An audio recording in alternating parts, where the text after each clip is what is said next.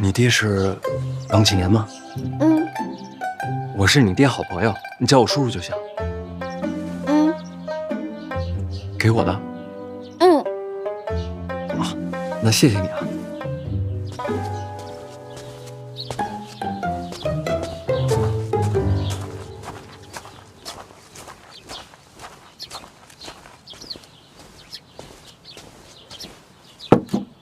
装好了，装好了。啊？想叫你吃饭。哦，好。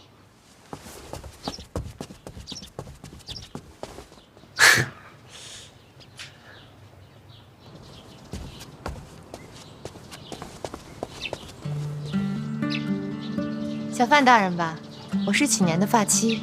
千万莫叫大人，我跟老王过命的交情，按道理我得叫您声嫂子。大人请坐。启年一早出门给大人办事，我们不必等他。也是他不小事，早上才跟我说大人来了，都没准备。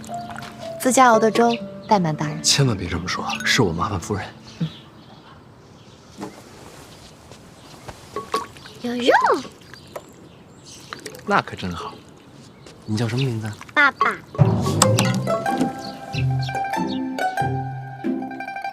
不是我叫的啊！大人误会了，孩子乳名啊。我家丫头单名一个霸字。是哪个字？王霸之气。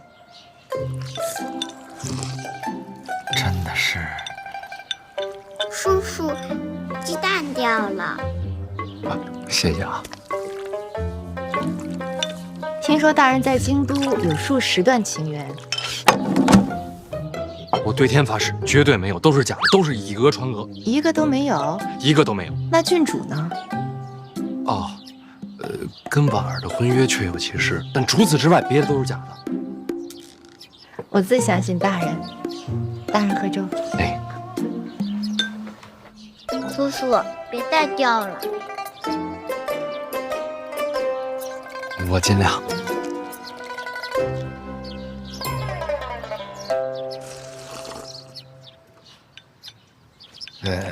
孩子这名字挺特别的。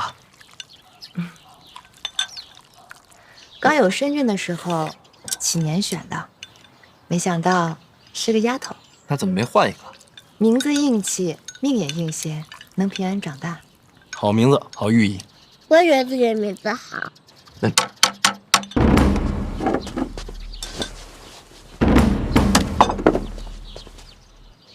娘，女儿错了，食不言，寝不语，女儿不应该吃饭说话。知错就改。女儿知道了，女儿一定改。起来吧。大人坐。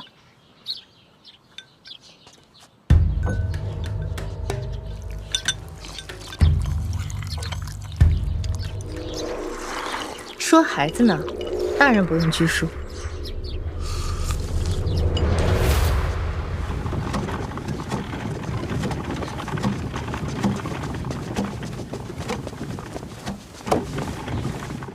院长，年若海呢？他把自己关起来了。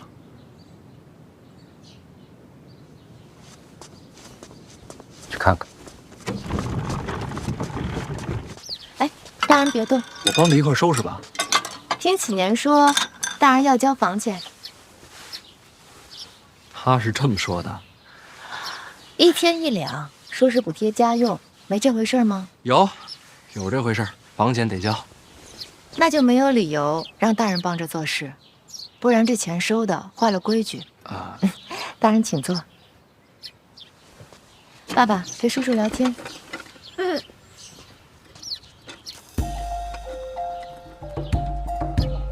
聊啥？都行啊。你多大了？我5岁了，那你多大？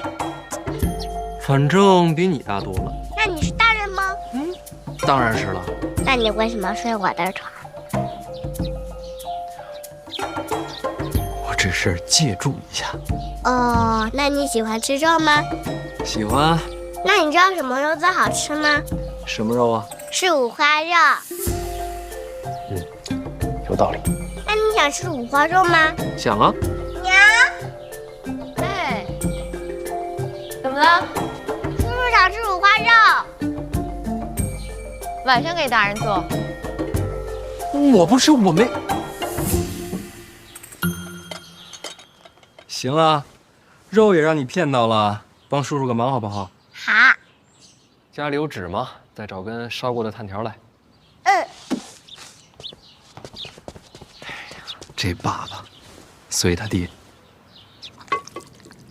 城内已发现方启年的踪迹。看来正如院长所料，范闲没死，还来了京都。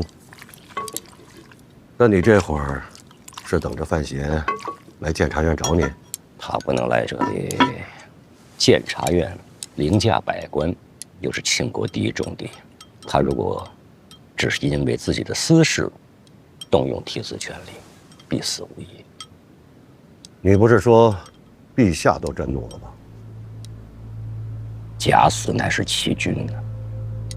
唉，也是死罪啊。左也是死，右也是死，那你还有心思喝粥？该做的我都做了。能救他？能救他的只有他自己。范闲过不了这一关，会怎样？他如果过不了这一关的话，恐怕你永远不会走出这里了。我不重要，关键是你。如果范闲死了，你会做什么？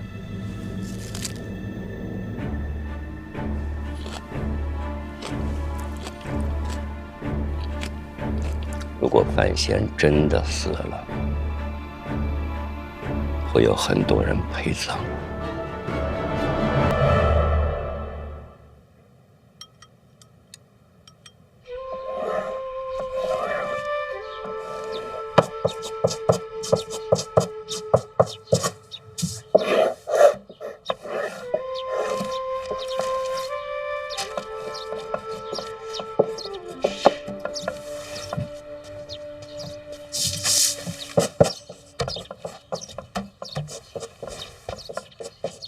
大人，哎，爸爸，哎呀，爸爸，哎呦，哎呀，想死我了！哎呀，爹爹早上啊，看你睡得香，就没舍得叫你。哎呀，想死我了！先忙正事儿。夫人辛苦了。小娘娘，去。夫人辛苦了。大人您要的东西，这外边情况可是有点不对呀。怎么了？滕家蹊跷的消息找到了？还没找着呢。但是我这一路打听过来呀，我发现大人的死讯不光是在民间，在官场上他也传开了。所以呢？所以啊，我觉得这事儿闹大了，可不是什么好事儿。将来您跟陛下怎么交代啊？这可是欺君之罪，掉脑袋的。我知道。那咱们现在就离开京都，回使团吧。就说您的死讯那是误传。别担心，这些我都考虑过。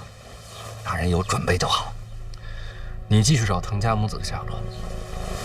那您自己先回使团，我进宫见驾。见驾？大人，这死讯可是已经传开了，您现在去见驾，那等于找死啊！是啊，是很难，但是绝处才能逢生。但话是这么说，可是将来咱逢不了生怎么办啊？现在先奔绝处去啊！那也没有别的办法呀，总得面对，试试吧。不是，大人，那咱也不能去找死去呀！老王，我要是真死了，你赶紧搬家啊！别在京都待了，没意思。不，大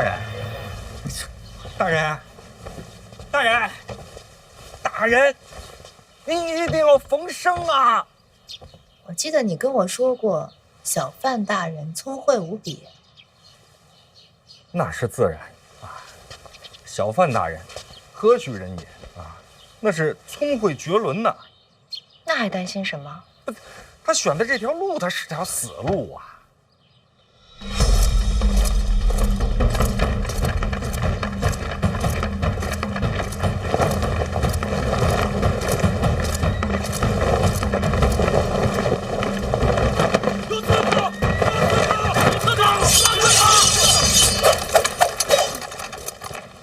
各位不必惊慌，我就是单纯的一个刺客而已。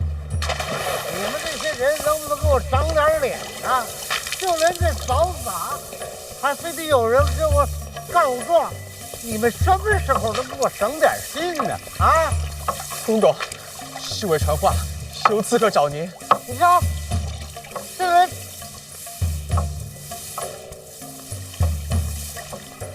你说什么东西找我？侯公公，哎，侯公公，他对宫里各处细节都熟，不像外人。咱们想着还是请侯公公亲眼看看再说。哼，一群没担当的！老看，侯公公好呀。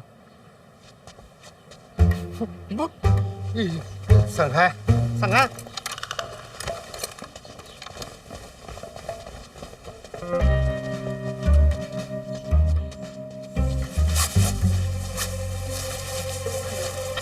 我的范小爷，您怎么在这儿啊？麻烦侯公公帮我传句话。传什么话啊？我要见驾呀！有万万不可！陛下现在正在震怒，你要见驾就是个死。麻烦侯公公帮我转告陛下，我确实有苦衷，只见一面。我的范小爷呀，就算我求求你了，走吧。您就帮我传一句话就行。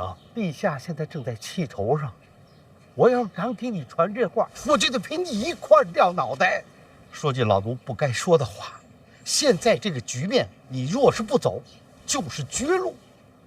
你现在还蒙上面，顺着原路出宫，我老奴就当没见过你。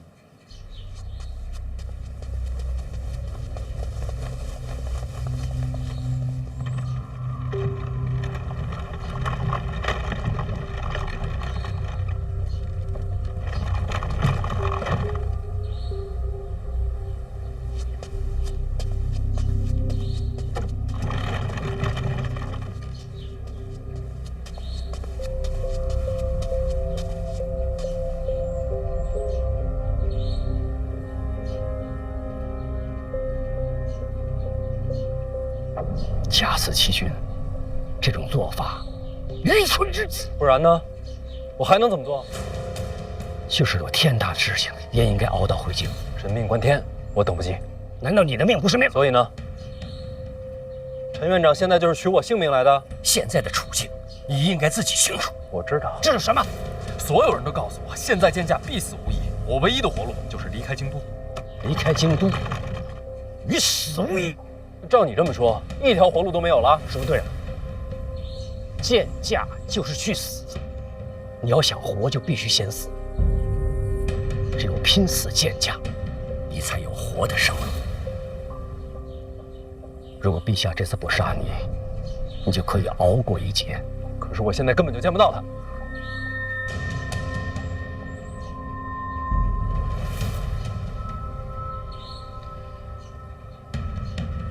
我可以试着去劝一劝了。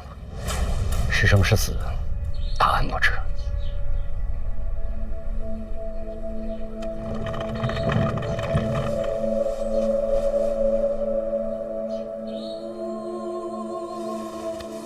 我知道你现在不信任我，这样很好。如果你一直还是盲信于我，那真的完了。但你如今没得选择。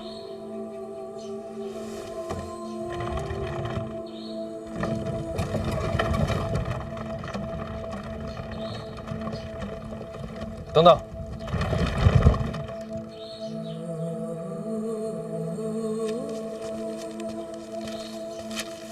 帮我把这个交给陛下，不用打点。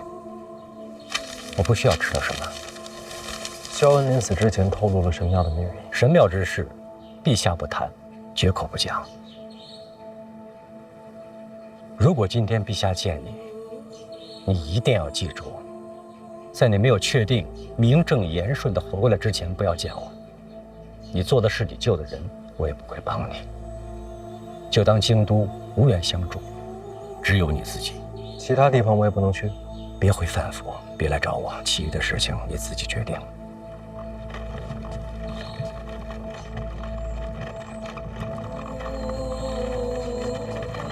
多谢。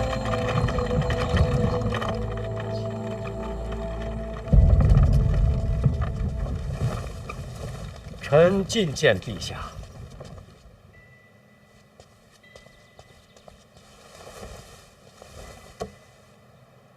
臣有喜讯向陛下禀报。范闲死讯传遍京都，已激发起我大庆文人同仇敌忾，奋发奋进，北齐文坛压制我大庆至今呢。恭喜陛下！现如今，时局已经改变了，我大庆文坛不再会以北齐为师。照你这么说，范闲是真该死。欺君之罪本就该死，不过他要是活着的话，也还有些用处。毕竟，天下文人已视范闲为未来文宗了。如果他活着的话，那北齐文坛也会心生敬仰之心。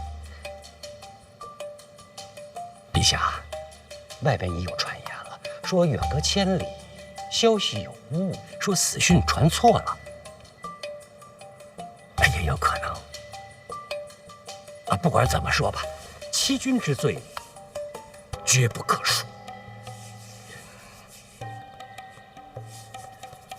只是范闲已知是绝路，依然恳求见驾，说明这孩子内心已知错，也甘愿受死，没有回避之心。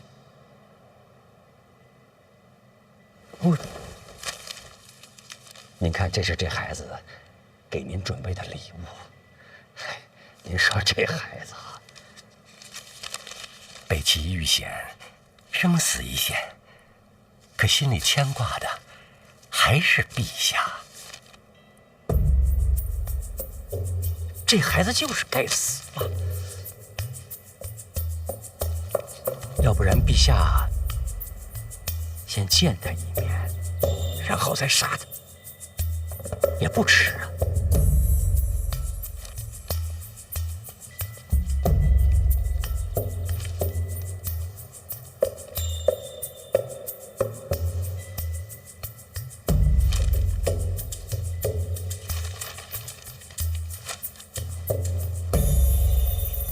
你还有事吗？臣告退。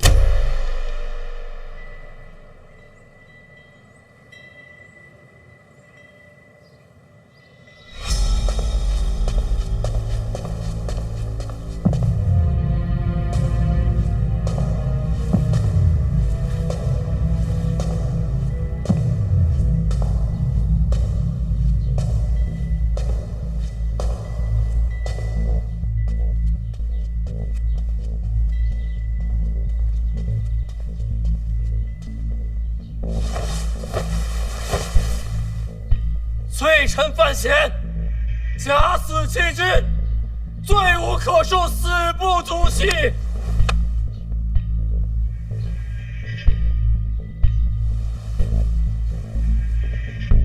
臣自儋州长大，不闻天下之事，无凌云之志。自入京都，扶摇直上。若无陛下信重，又岂有今日？臣虽未直言，但又怎能不念陛下之圣恩？臣自出使北齐，早已抱定必死之决心。所谓生死，又怎及陛下信重之万一？今日见驾，不为其他，只愿将臣北齐所知之事托付陛下，切莫因臣一人之身死，牵累国事。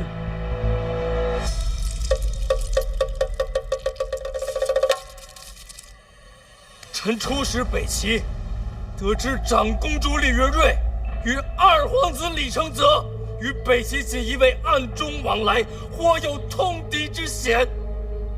臣随使团归途中，遭李承则手下以臣身边亲友相逼，逼迫臣俯首听命。臣无奈之下，只好假死脱身。虽有缘由，终究荒唐。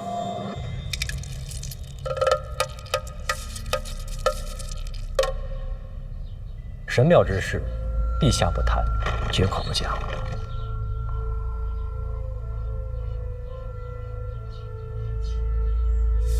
除此之外，萧文死前向臣透露，神庙之所在就在极北之地。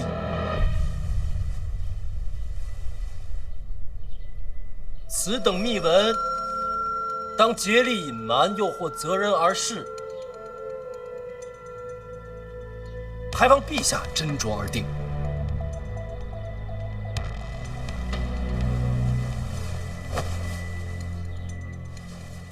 臣在北齐所知所闻，如今已尽数告知陛下。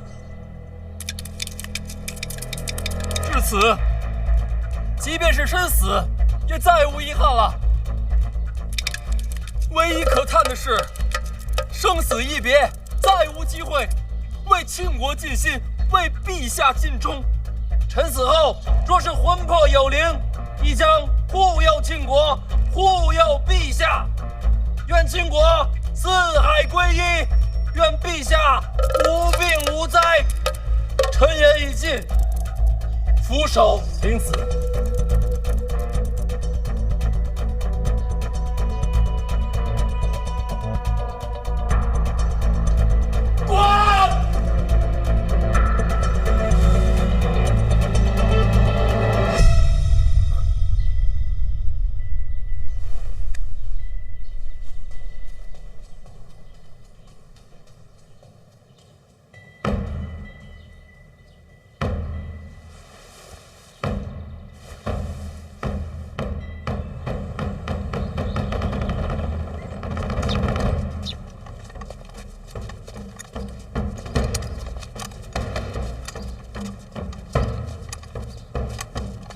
我都说了嘛，滚远点啊！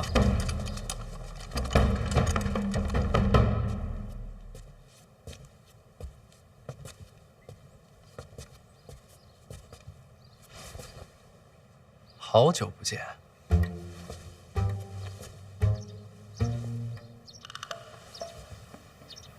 范闲，你不都出使北齐了吗？你这什么章程啊？天下这就装的有点过了啊！什么意思啊？城门挂着我的挽联呢，我的死讯你能不知道？我最好是不知道吧？什么是好太子啊？不知道才是好太子啊！我人都站这儿了，我看不见。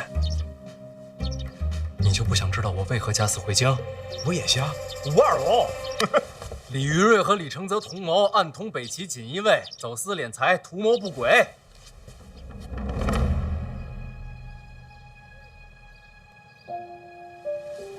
老二心机重，内库财权，他可一直惦记着呢。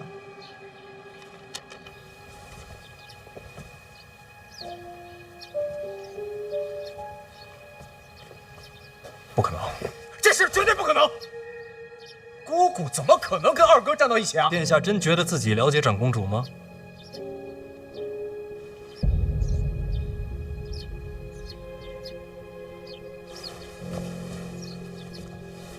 你从哪儿得来的消息啊？北齐锦衣卫镇抚司指挥使沈仲有事任吗？秦国边境有处小镇，名为史家镇。北齐走私物资运往境内，多在此处囤积转运。把这镇上的商铺查一遍，就能真相大白。也就是说，你所有的消息都是这个叫沈仲的人给你的，对吧？北齐小皇帝帮我查。小皇帝凭什么帮你？我接了走私的买卖，所以李承则想杀我。我派人连夜赶往史家镇。殿下这会儿不聋了。生死存亡，顾不了那么多了。我送你回使团啊。暂时还得留在京都。那你可以藏在我这儿。心领了，我有自己的事儿。你现在生死攸关，有任何需要尽管开口。那就先多谢。殿下，你我合作，切不可让李承则知道。那是自然，绝密啊！方才那些护卫，我关他们一段时间啊，想不到有朝一日你我二人会联手啊。各取所需罢了。保重。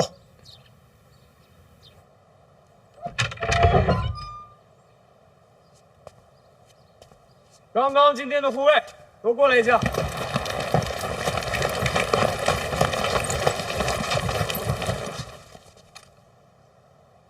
都齐了吗？齐了。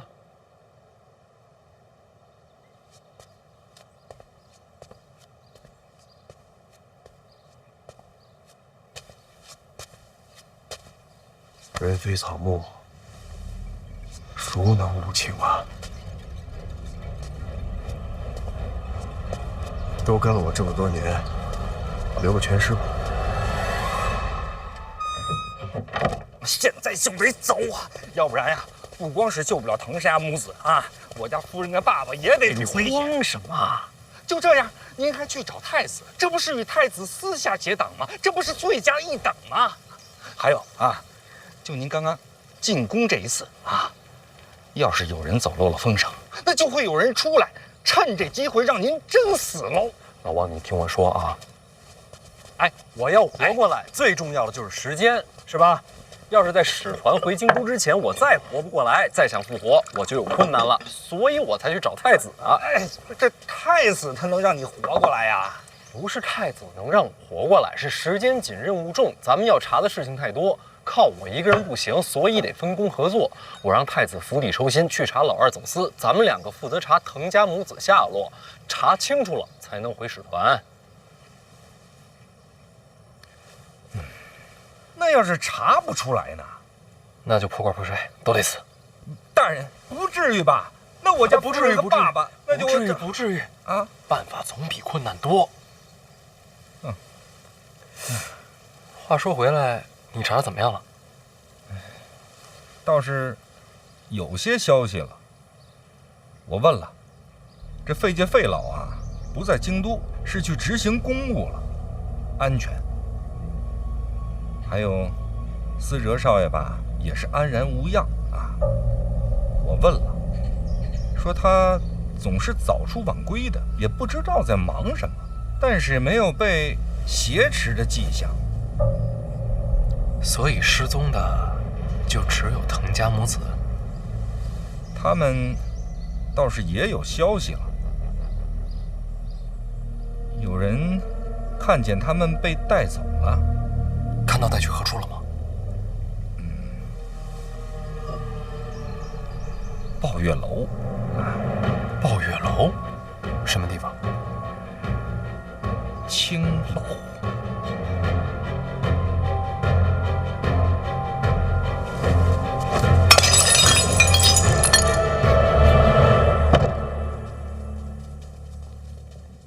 你真的不打算出来？也不知道要待多久，先搬点进来。不会太久。有消息了？刺客见驾了。刺客还见驾？范闲，陛下想让他光明正大的活过来。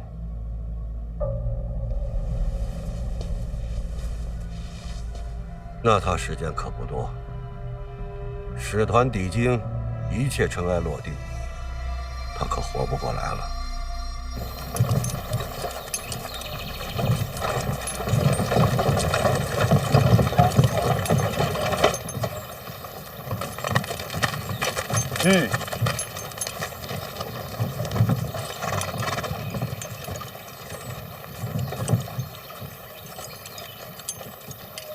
范闲都被烧了，咱不回去弄吗？不急，我观察观察，确认没意外再说。进人以后让他活过来，那陛下为什么要把范闲的死讯昭告天下呢？要让杀他的人知道范闲死后什么场面。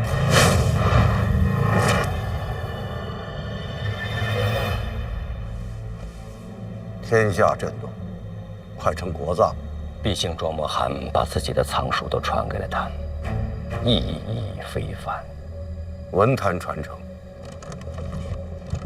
再一个，陛下就是想要敲打敲打他。这孩子什么都好，就是太离经叛道了。范闲能明白吗？明白归明白，听话不可。这其实是个好机会。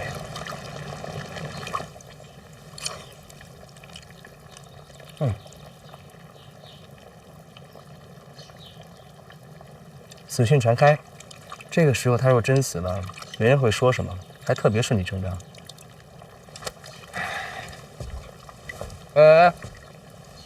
干嘛去？您的意思不让我杀范闲吗？人找着了吗就杀。啊，要找到通知我一声。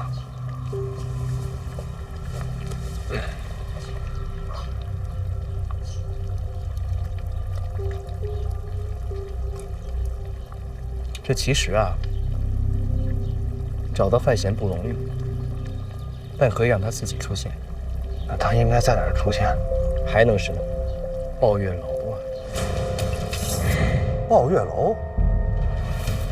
要想找到藤家母子，范闲必去抱月楼。你不出手帮他吗？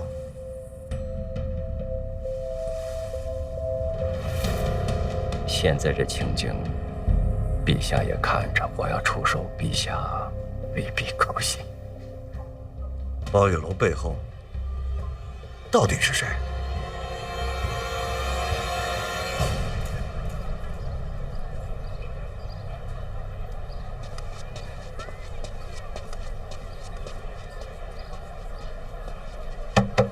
开门。能进去玩吗？对不起，没有帖子不能进。通融一下。通融不了，来那边请啊。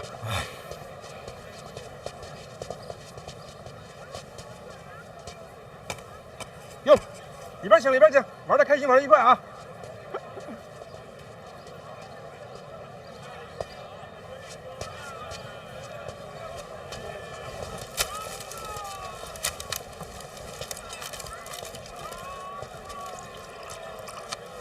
这地儿外人可是进不去的。这不是青楼吗？是青楼，但是规格高，挑客人必须得是有身份、有才华啊，才给你发凭证。你有这凭证才能进他这楼啊。据说这楼里边比其他青楼更安静、更高雅些。哦，还是会员制，可谓会员制。哦，没什么。那这凭证，这凭证可是不好弄啊。但是我刚才问了，咱现在有一个天赐良机。什么良机？悼念诗仙，寄托哀思，就是纪念您。所以靠纪念我就能进抱月楼？哎，纪念的好的就给发这凭证，有了这凭证，你才能进这抱月楼。那怎么叫纪念呢？诸位，我们今天依旧请到了3位德高望重的大人，跟我们一起见证追思盛况。开始了，开始了！参追思者获得3位大人的共同认可，皆可获雅士帖，凭帖进入抱月楼。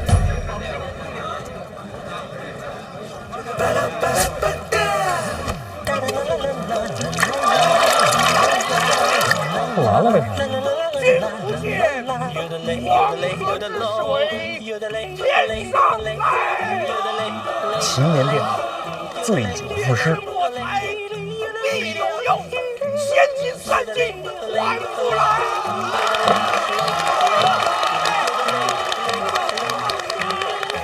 这就是模仿追思追的好的，这怎么听着怪怪的？就是追思你妈。哎，小范大人千古。小范大人千古。公子喜欢什么武器？当然是剑了。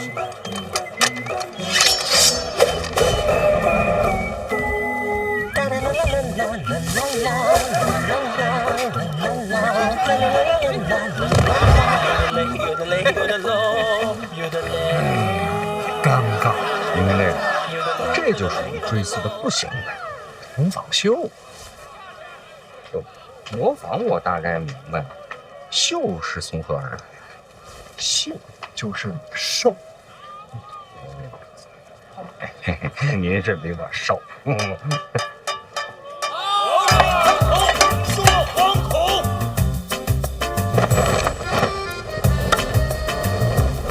二爷，哥，大爷，你瞧瞧，身无彩凤双飞翼，心有灵犀一点通啊！我再来，我再来，再给我一回就是玩家。我想不想？我想不想？你看，这就属于追思追的不好的，模仿瘦的不好的啊。您说这是不是天赐良机啊？学诗仙，他谁能跟您自己比？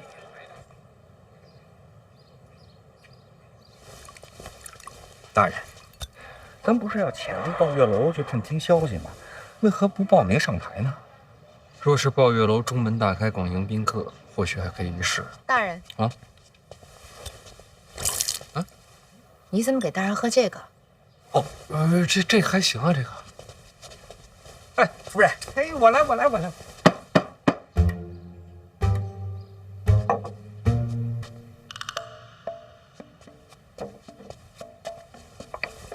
那您是怕上了台去，有别人把您给认出来？台上就算认不出来，没有人群掩护，想混进楼里，怕是隐藏不住。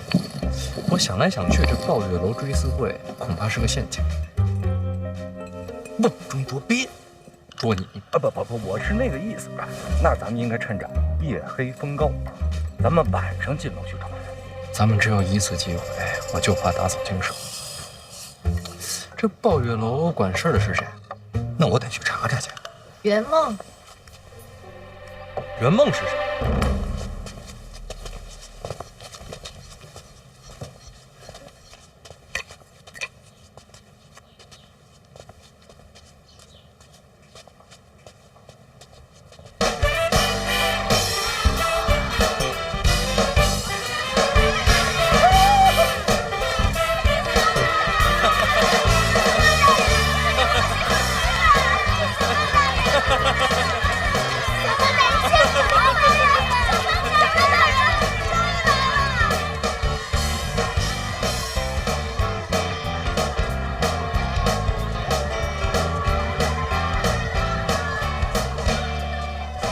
圆梦，袁大家，曾是流金河夸魁，司礼礼之前，属他最具盛名。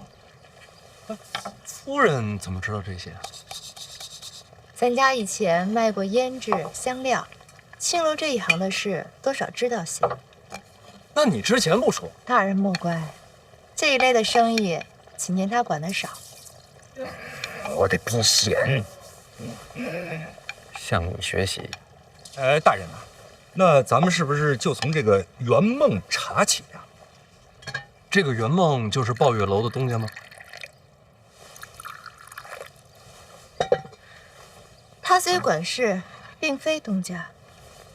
抱月楼的东家很神秘，不知底细，从未露脸。要查滕家母子的下落，恐怕还是得找到这个神秘的东家。外人不知道。楼中人或许知道，有熟人，有位姑娘与启年相熟。可能啊，绝不可能！大人，王某这一生最看重的就是名声啊，说一声冰清玉洁啊，那也不为过。夫人一定是听了什么谣言了啊？桑文姑娘，今儿这手怎么这么滑呀？出汗了吧？一开始送胭脂香料，不都是送到桑文姑娘手里吗？那倒是啊，但是我跟她没有什么关系啊。大人呐，我想想啊，开始呢，我是卖给她一本琴谱，后来呢，又卖给她一把古琴，再后来才是夫人说的这香料啊。你这卖的还挺多呀，还卖过什么？卖过地图、红楼，这大人都知道啊。但是我见了大人之后啊，王某就只卖命了啊。夫人，刚才要不是你说起什么丧啊、什么文呐，我都把他给忘了。如今桑文姑娘便在抱月楼。他不是说他只做唱曲名家，他不会。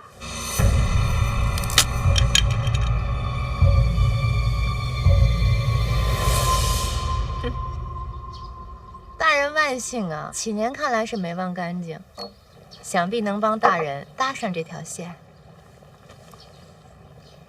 哎呀，怎么坏了？不知道。我去换一个。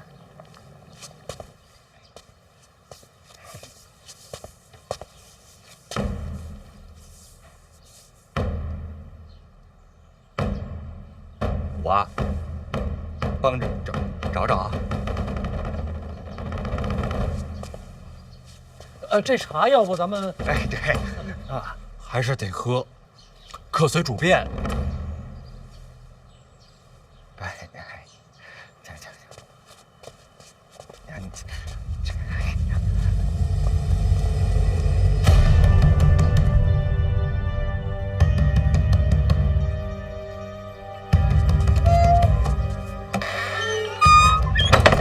勺放哪儿了？哎呀，在这儿呢。哎呀，去吧，大人等着你聊三姑娘。但是我真的跟他不熟啊。再说人家在抱月楼呢，对吧？我就是想见，我也没有机会见。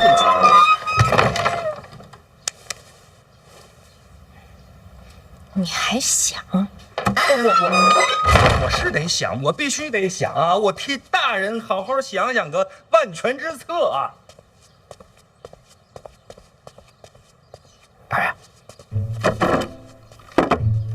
大人，别看了，红了。手指头还挺长，哎，一会儿就好了。大人，要想见呐，还是能见到的。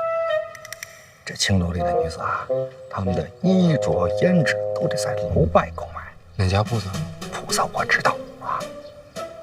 咱要想找到桑文啊，那就得去守株待兔。这铺子能让你混进去？都认识。老王，你这不远。不是您可别多想啊，我就是偶尔在他们身上赚点小钱而已，别的没有关系。这不行吗？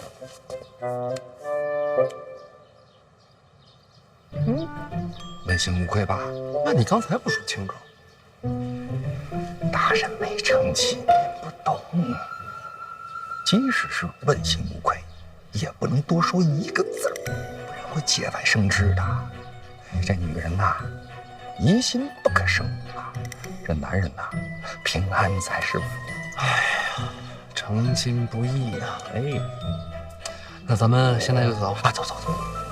哎，夫人，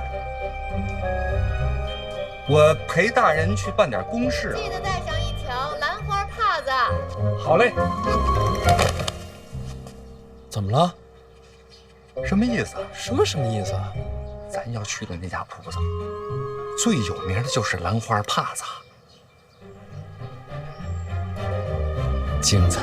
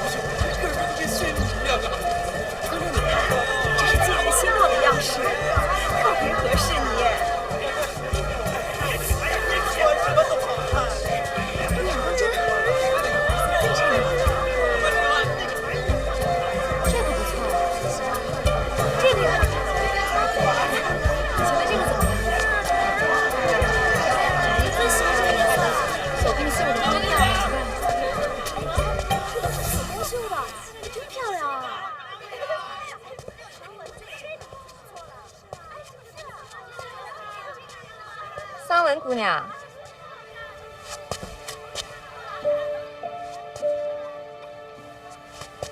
昨日晚霞如烟，我猜桑姑娘啊也该来了。上次您要的东西已经都给您备好了。姑娘请。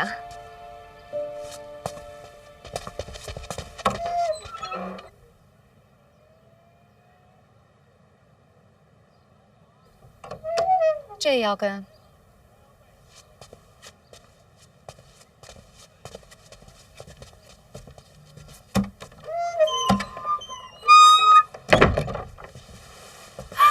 姑娘，别喊，熟人。我王景言，哎，这是乔装打扮啊，这个你拿着啊。哎，这位啊，赵公子，仰慕姑娘多时，只是呢想要见个面，没别的意思，你切莫声张啊。礼太重了，小范大人。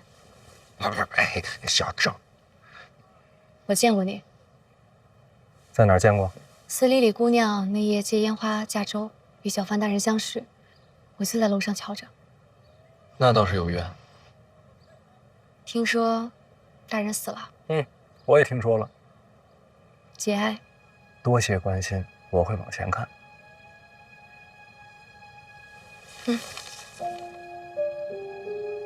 什么意思？大人是想查抱月楼？你听谁说的？我可没说啊，大人死而复生，到这种地方来见我，总不能真是看上我了吧？我就是一普通女子，除了抱月楼，身边都是平常人、平常事。那这抱月楼又有何不平常？抱月楼新开不久，已经收拢了京都各家花魁，都是最赚钱的招牌，每家都有靠山，可从来没有人敢说一个不字，这不平常。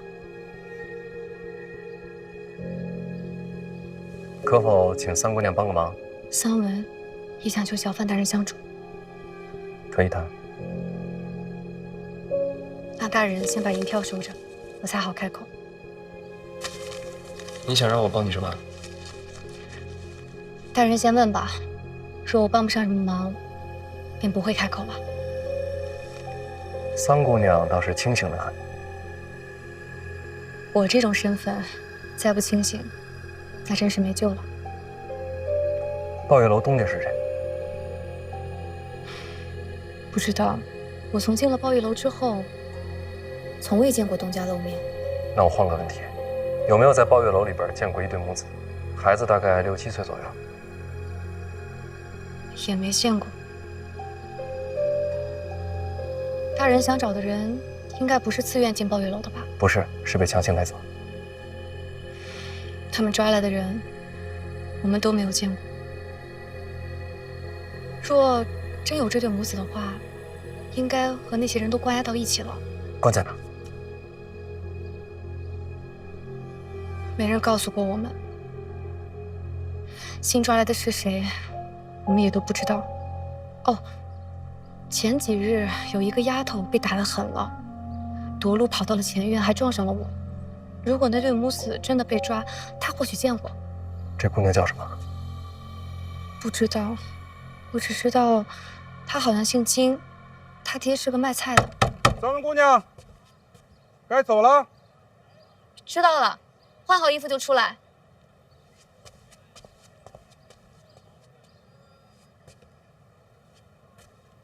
哎，等等，你还没说想让我帮你什么呢？我的消息有用，十分有用。我想离开抱月楼。这会儿跟着我有危险，不过倒也不是不行。不是现在，只要我的卖身契还在楼里，我就永远摆脱不了这个身份。那我帮你赎出来。不敢让大人破财，赎身的银子我自己有，我只想求一个可以自赎的机会。有钱也不能自赎。我是被刀刃加身强逼着签下的这份卖身契。逼良为娼啊！这抱月楼的东家是能一手遮天的。别说见过我，等我回来救你。不急这一时半刻，先等大人活过来再说。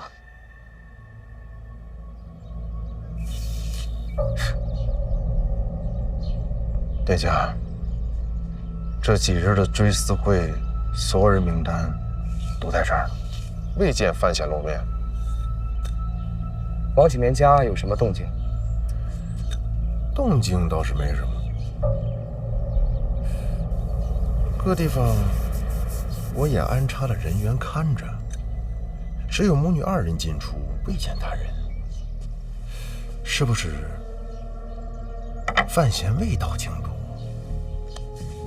咱们再等等。等不得，小范大人至此生事已成，如若这时让他重回使团，这机会可就不好再寻了。可是人没出现呀。吴九，你知道这世上最感动的时刻是什么吗？哎，金榜题名，是一家团聚。你知道一家团聚的前提是什么吗？得先有个家，得先分，才有聚。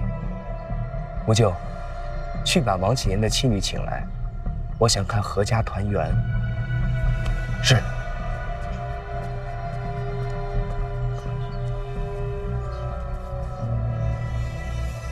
就等着被感动。哎呀，我都打听好了，就是这条街。一会儿，这鲍月楼负责采买的车队就不从这块路过啊。今后啊，最后那家车里边有点菜筐，那筐子里边菜呢没有封实，但能藏人。确定吗？确定。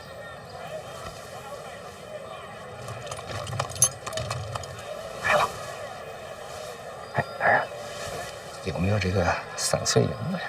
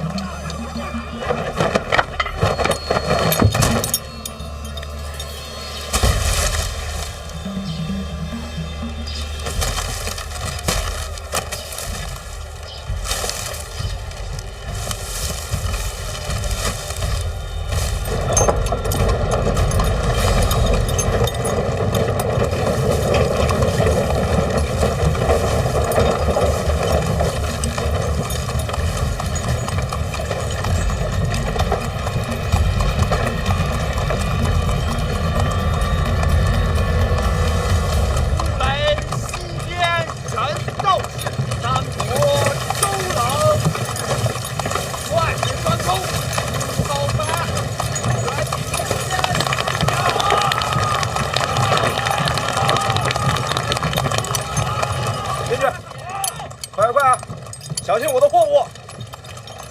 往里走，这个位置。往里走，往里走，小心点啊！老令，这几辆马车一辆一辆给我认真检查。好嘞，好嘞。队长慢走啊！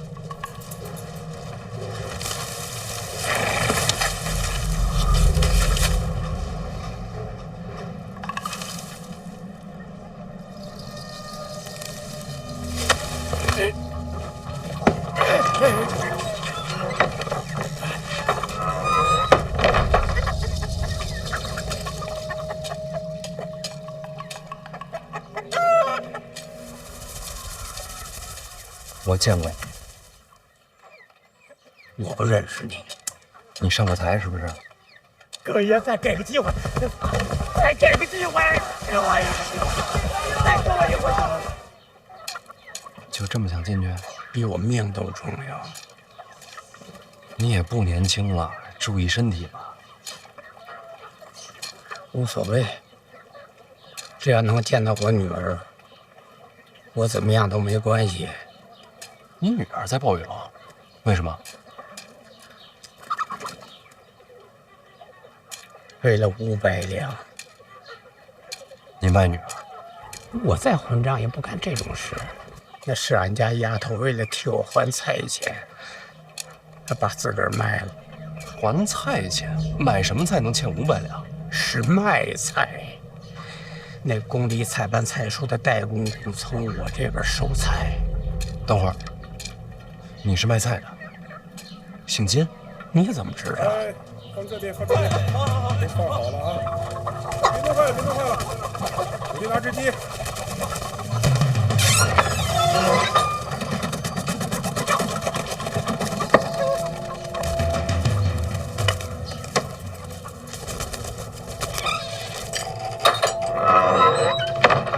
你刚才说你给宫里送菜，这好事儿啊，旱涝保收的。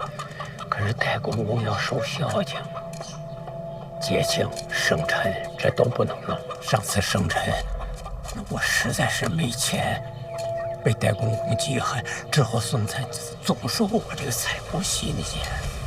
不新鲜你不卖都不行吗？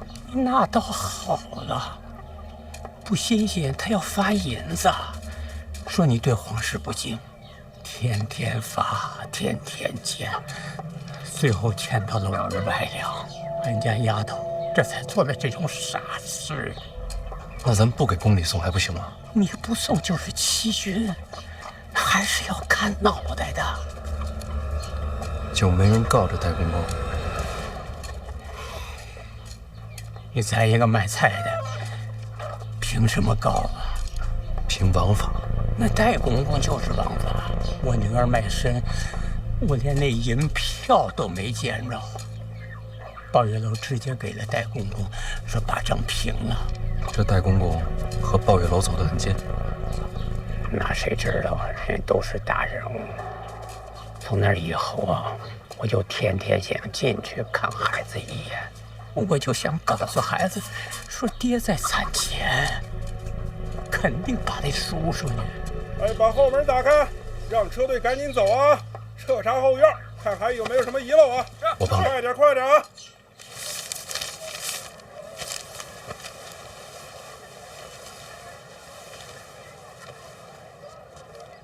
大人，我的私房钱。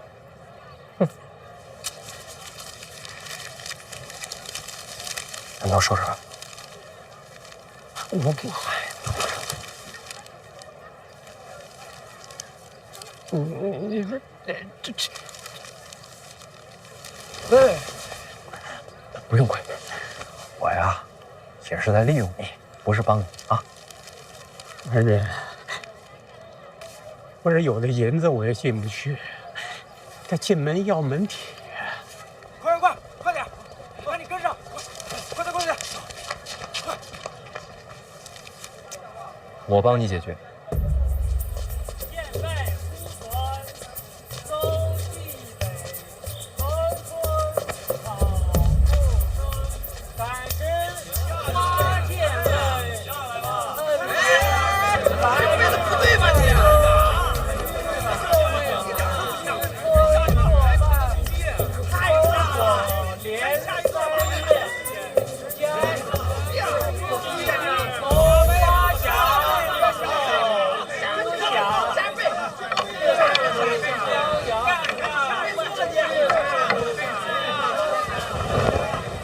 小范大人，千古。这老头怎么又过来了？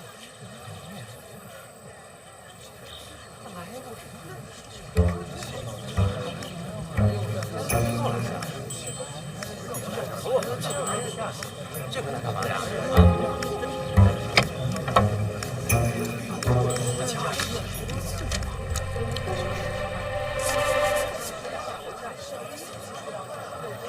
有模有样的啊！是吧？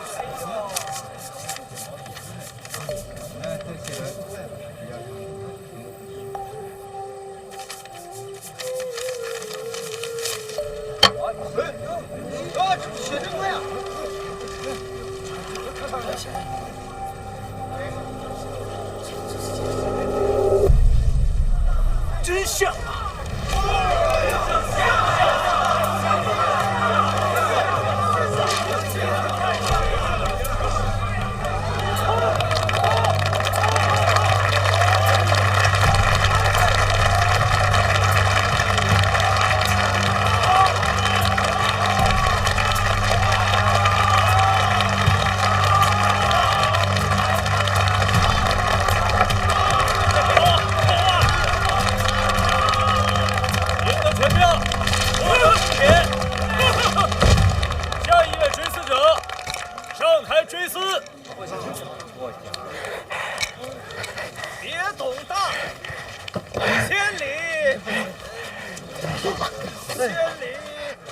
哎，再来一个！